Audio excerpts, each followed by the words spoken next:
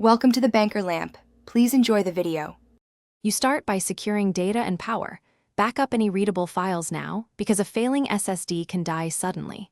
Next, disconnect power, wear an anti-static wrist strap and remove the drive.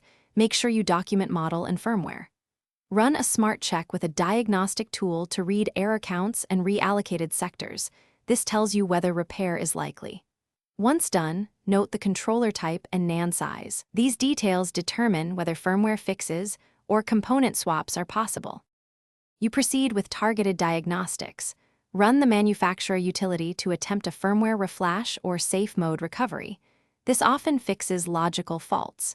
Make sure to use a stable power source, because interruptions can brick the drive. If firmware fails, inspect the PCB under magnification for burned components or lifted pads. A cold solder joint or blown capacitor can be reflowed or replaced if you have micro-soldering skill. Also try a secure erase to rebuild internal mapping tables before hardware intervention. You finish by verifying the repair. Run Smart again and perform a full read/write test to confirm stability and error rates are acceptable. If errors persist or the controller is unresponsive, stop and consider chip-off recovery by a specialist. Don't DIY further if data is critical.